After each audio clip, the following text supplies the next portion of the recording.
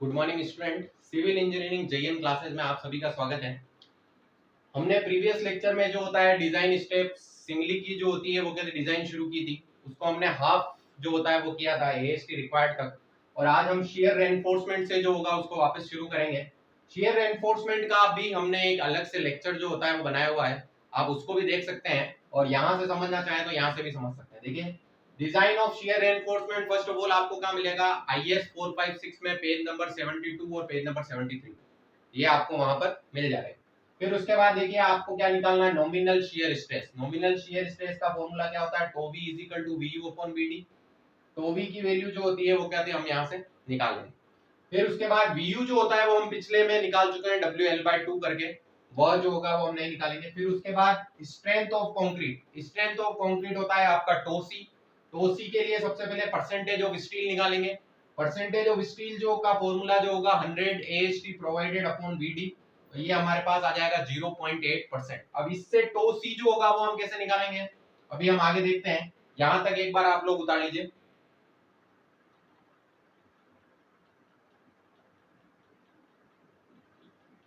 अब उसके बाद हम आगे देखते हैं।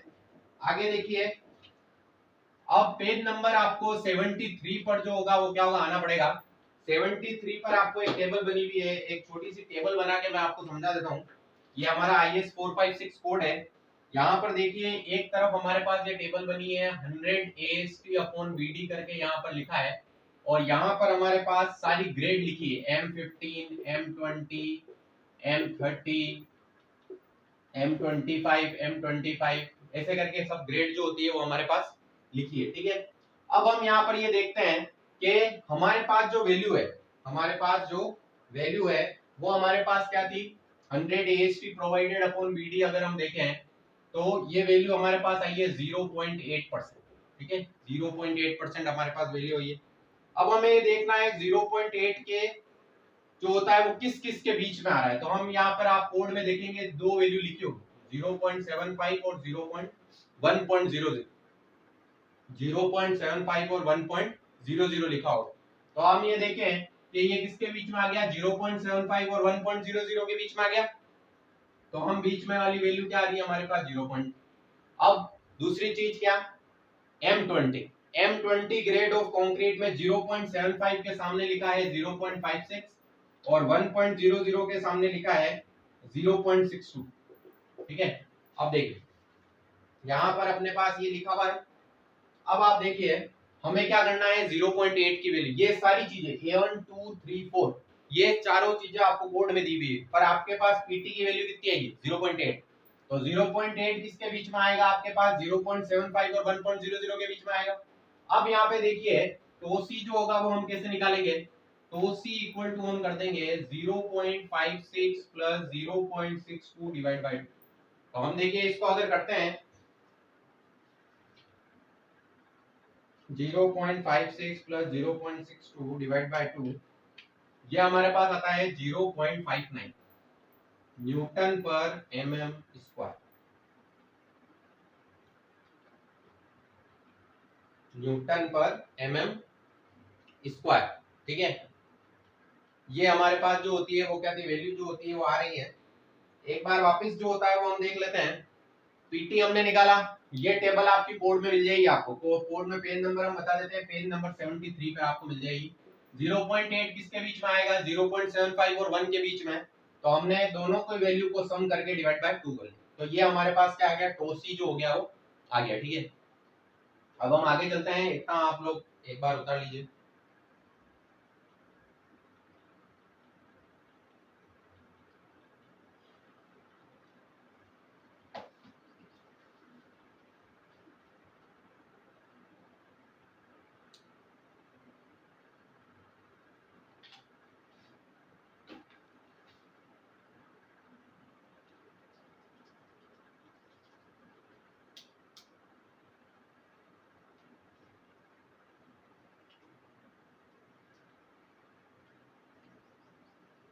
अब आप देखिए तो v की वैल्यू हमारे पास कितनी आई थी, 0.70 आई। तो v की वैल्यू 0.70 आई थी। अब यहाँ पर आप देखिए अगर आपने शेयर रेनफोर्समेंट जो होता है वो पूरा देखा है तो ये चीज आपको पूरी समझ में आ गई होगी। अब अपन कंपेयर किसको करेंगे, कंपेयर जो होगा वो हम करेंगे टोसी, कंपेयर जो होगा वो हम करते हैं टोसी मैक्स। टोसी मैक्स देखिए सबसे पहले टोसी मैक्स की जो होगी वो क्या होगी, वैल्यू देखिए टोसी मैक्स की जो वैल्यू है यहाँ पर हमारे पास आ रही है, इसकी भी एक टेबल आपको पेज नंबर 73 पे दी है। टोसी मैक्स की वैल्यू आ रही है 2.8 न्यूटन पर एमएम स्क्वायर। टोसी मैक्स की वैल्यू कितनी आ रही है, 2.8 न्यूटन पर एमएम स्क्वायर। अब हम कंपेयर करेंगे, compare tau V and tau C, compare tau V and tau C. Tau V देखिए कितना आ रहा है हमारे पास 0.70, और टो सी जो आया है वो हमारे पास जो आया है, टो सी की वैल्यू हमारे पास जो आई थी, एक बार देख लेते हैं हम।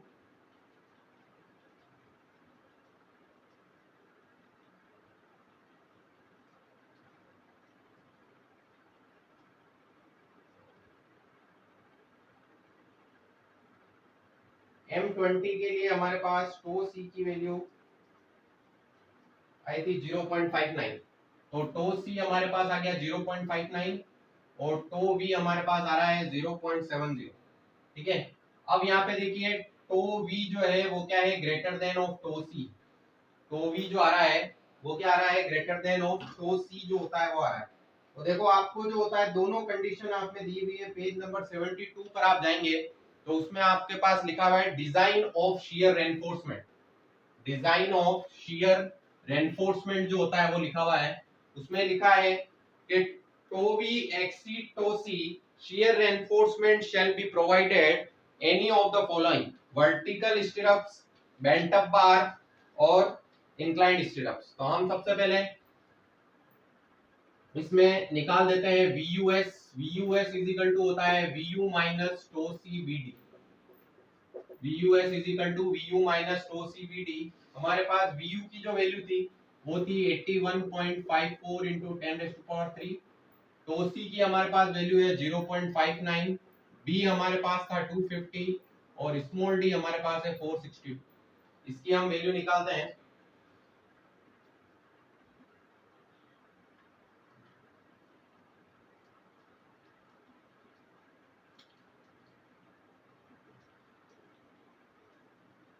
ये वाली वैल्यू तो आ रही है 68,145, 81.54 into 10⁻³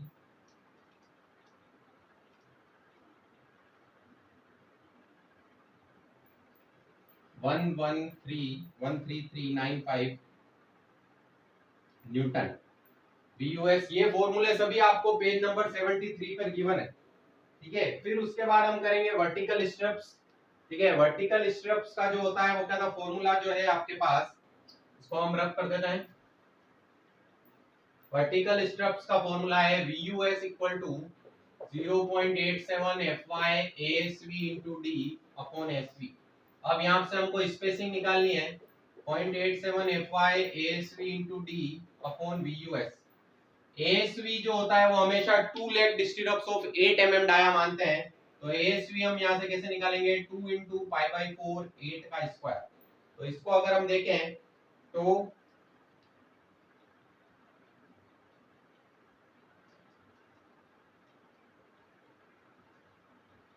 100.48 mm स्क्वायर है।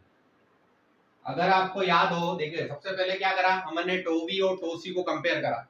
टोवी जो होगा वो ग्रेटर देन टोसी आया, VUS का फॉर्मूला लगाया, फिर हमने क्या करा, यहाँ से स्पेसिंग ऑफ द स्टिरअप्स निकालना है, तो VUS को हम इधर ले गए और SV को इधर ले गए।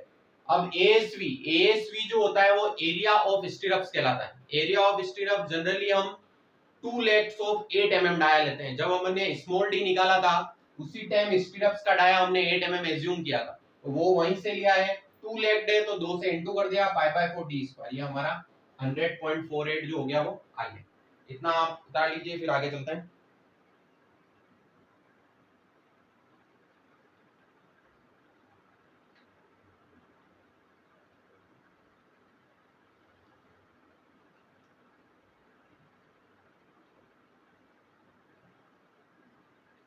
अब यहाँ पे देखिए हमें स्पेसिंग जो होती है वो निकालनी है, तो स्पेसिंग हम कैसे निकालेंगे,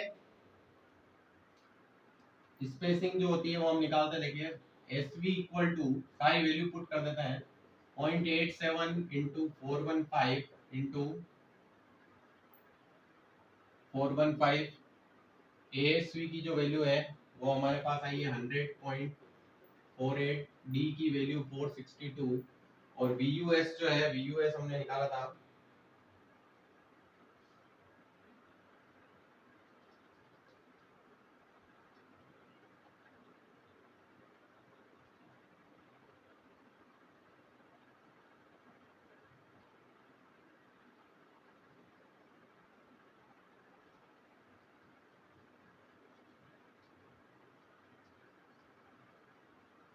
13395 न्यूटन। 13395 न्यूटन जो होती है वो आपके पास VUS की वैल्यू है।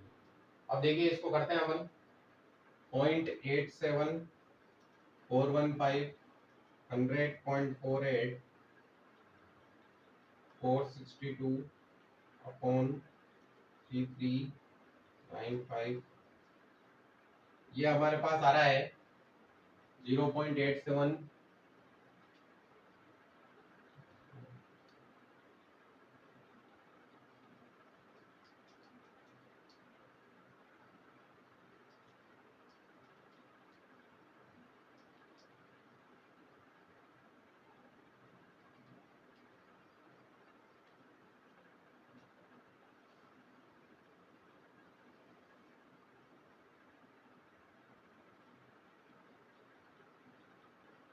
ये हमारे पास आ रहा है 1251.25 1251.25 ये हमारे पास क्या आ रही है स्पेसिंग जो आती है वो स्टीरअप्स के बीच की स्पेसिंग जो होती है वो हमारे पास आ रही है। ठीक है, फिर इसमें दो फॉर्मूले जो होते हैं वो और होते हैं स्पेसिंग के। एक होता है 0.75D 0.75 इंटू 462 0.75 इंटू 462 ये आ जाएगा हमारे पास 347.5 और एक हमारे पास होता है 300।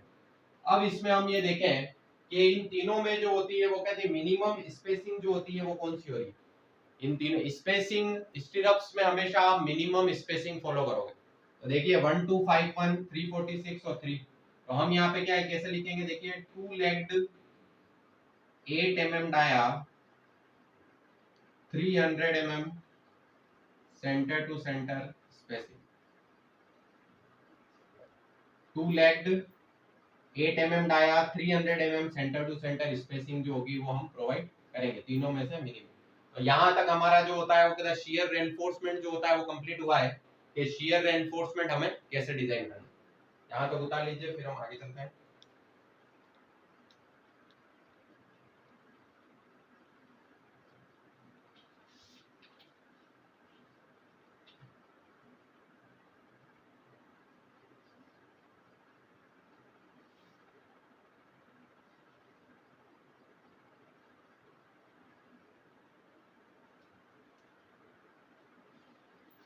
अब आता है हमारा development length. Development length next आएगा हमारे पास development development length. Development length में हमने एक फॉर्मूला पढ़ा था अगर आपको याद हो m1/v plus L0 m1/v plus L0 should be greater than of LD। सबसे पहले m1 की बात करें तो m1 कैसे निकालेंगे 0.87 fy ast into d 1 minus ast fy bd fck। ठीक है, इसमें जो होता है वो क्या देखिए हम सारी वैल्यू रख देते हैं 0.87 415 942 462 1 minus 942 415 upon 250 462 into 20। यहाँ पर देखिए आपको जो होगा वो दिख रहा होगा कि यहाँ पर मैंने जहां पर भी रखा है वो सभी तरफ AST प्रोवाइडेड की वैल्यू ही रखी है। तो आपको भी सभी जगह जो होता है वो AST प्रोवाइडेड ही जो होता है वो रखना। अब देखिए इसको सोल्व करते हैं।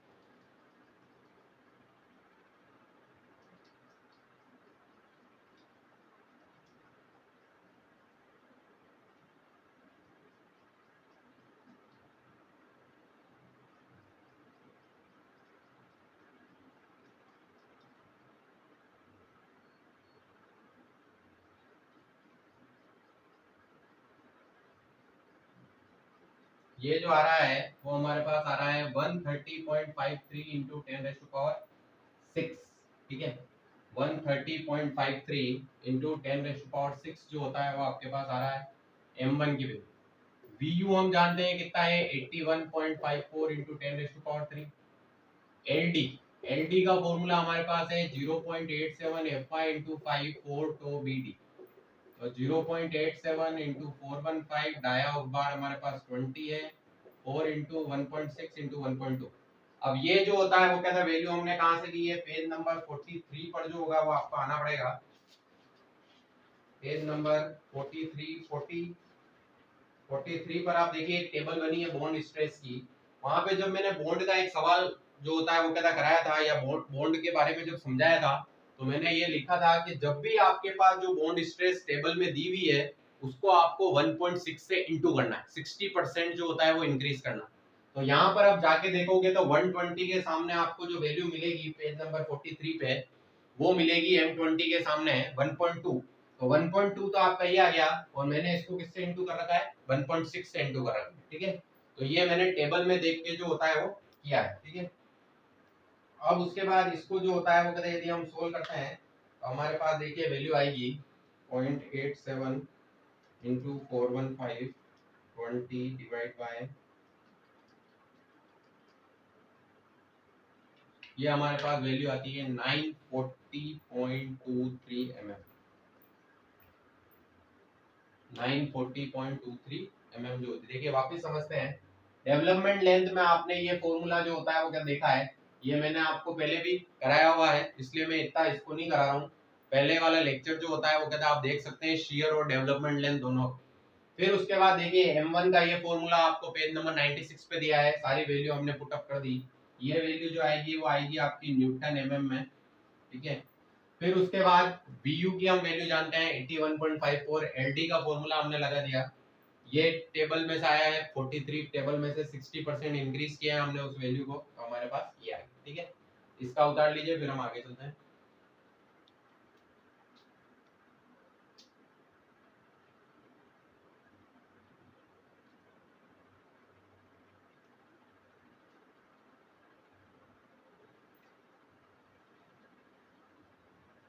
अब देखिए आप इसमें सबसे पहले जो है मैंने आपको ये बोला था कि सबसे पहले एल नोट की हम 3 वैल्यू रखेंगे।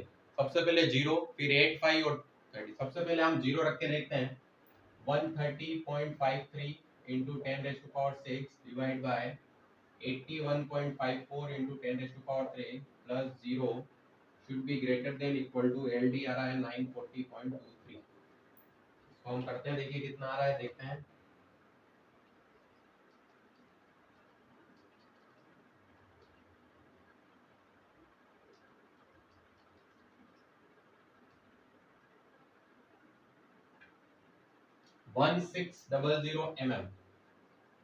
तो देखिए आप यहाँ पर 940 से ये वैल्यू ज्यादा आ गई है, इसका मतलब ये सेक्शन क्या हो गया है हमारा, सेफ हो गया। हमको 0 के अलावा और यहाँ पर कुछ रखने की जरूरत जो होती है वो नहीं है। अगर यहाँ पर M1/V प्लस L0 की वैल्यू 940 से कम आती तो हम यहाँ पर क्या रखते हैं 8.5 रखते हैं, और उससे भी कम आती तो हम क्या रखते हैं 16.5 रखते हैं। इस तरह से हमको 3 वैल्यू रख के जो होता है वो यहाँ पर देखना है। अगर हमारे फर्स्ट वैल्यू में ही कंडीशन सेटिस्फाइड हो गई है तो हमें जो होता है वो नहीं जाना है, यहीं पर हम सेफ कंडीशन लेते हैं, ठीक है। तो ये हमारा डेवलपमेंट लेंथ का जो होता है वो टॉपिक है। फिर हमारे पास एक लास्ट स्टेप जो होती है वो और बचती है, जिसको हम बोलते हैं चेक फॉर डिफ्लेक्शन। वो हम करते हैं अब।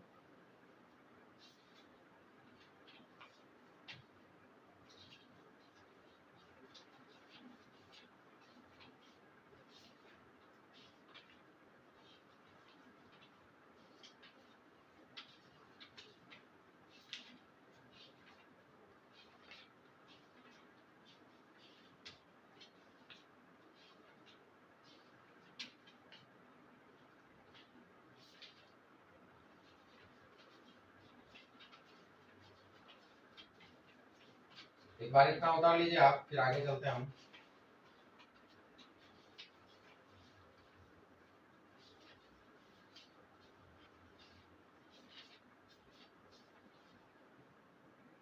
चेक फॉर डिफ्लेक्शन जो होता है वो स्टार्ट करते हैं।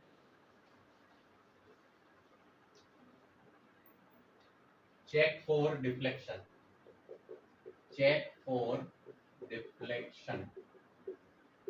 चेक फॉर डिफ्लेक्शन के लिए आपको जो होगा वो क्या होगा, page number, check for deflection के लिए आपको पेज नंबर 38 पे आना पड़ेगा।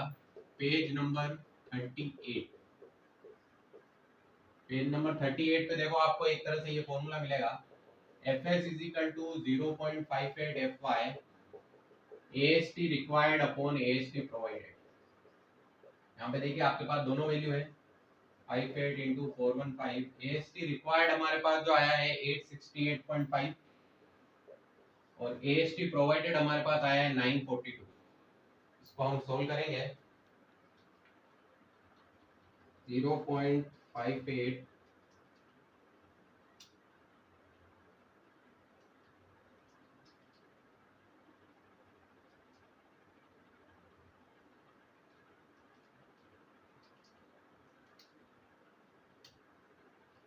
ये हमारे पास आया है 221.9 न्यूटन पर mm स्क्वायर।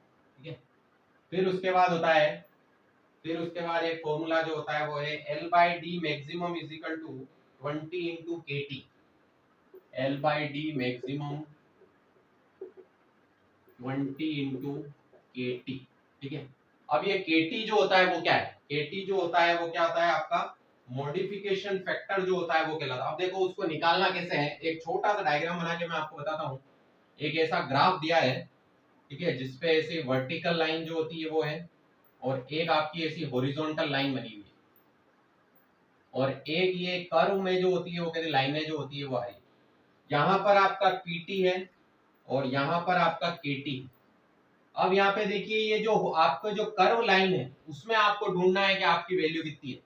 यहाँ पर जो होती है वो कहती वैल्यू आपको मिलेगी, देखो 140, 120, 145, 190 ऐसे करके आपको वैल्यू जो होगी वो मिलेगी। तो ऐसे ही करके आपको एक वैल्यू जो होगी उसकी मिलेगी 240 और 280 की। तो वहां से आपको देखिए ये जैसे अगर फॉर एग्जांपल ये मान लें कि ये 240 की लाइन, ठीक है, तो हम ये देखते हैं कि 240 की लाइन क्या होगी, यहाँ से ऊपर होगी 220 की। तो 220 अगर आपका यहाँ जाएगा तो हम हॉरिजॉन्टल में एक परपेंडिकुलर डालेंगे। देखिए पीटी की वैल्यू जो थी, पीटी की वैल्यू हमारे पास 0.8 आई थी। तो हम ये देखें पीटी की वैल्यू जैसे यहाँ पर 0.8 है, 0.8 से एक परपेंडिकुलर इस कर्व को काटेगा और यहाँ से बिल्कुल सीधा जो होगा वो आपके केटी की वैल्यू को शो करेगा। अब देखिए आपके पास ये ग्राफ जो होता है अगर है 38 पेज नंबर पे आपको समझ में आ जाएगा। फर्स्ट ऑफ ऑल आपको करना क्या, देखिए सबसे पहले पीटी की वैल्यू मार्क करनी है आपको। पीटी की वैल्यू से जो कर्व वाली लाइन जा रही है वहां पे 221.8 जो होता है वो आपको देखना। अगर जैसे दो कर्व जा रहे हैं, एक जा रहा है आपका 180 का और एक जा रहा है 240 का, तो 221 कहाँ जाएगा, इनके बीच में से जाएगा। तो आपको अपने हिसाब से एक लाइन मार्क करनी है और पीटी जो होता है वो वहां पर मार्क करके फिर एक हॉरिजॉन्टल परपेंडिकुलर डाल देना। एक हॉरिजॉन्टल परपेंडिकुलर डाल देंगे तो आपके पास केटी की वैल्यू आ जाएगी। देखो इसको कुछ और तरीके से वापस समझते हैं अपन।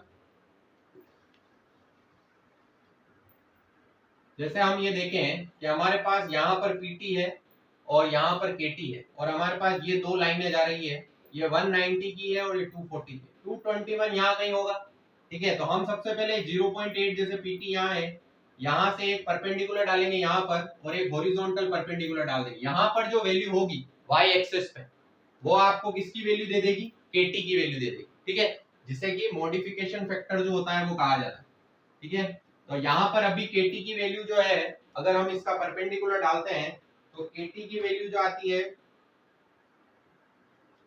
वो जो केटी की वैल्यू देगा वो देगा 1.29। तो 1.29 के हिसाब से 20 इंटू 1.29 यदि हम करें तो 20 इंटू 1.29 अगर हम करते हैं तो 25.8 आता है। फिर एक स्टेप आती है L by D provided. L हमारे पास है 6000, D है 462, तो 6000 डिवाइड बाय 462 12.98।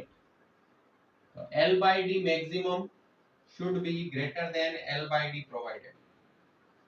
तो आपका हमेशा जो 20 इंटू केटी या मॉडिफिकेशन फैक्टर वाली जो वैल्यू है वो हमेशा किससे ज्यादा आने चाहिए, L by D प्रोवाइडेड से जो होती है वो ज्यादा आनी चाहिए, ठीक है। एफएस निकाल लिया हमने, फिर कर्व से केटी निकालेंगे और ये लास्ट स्टेप होगी, ठीक है।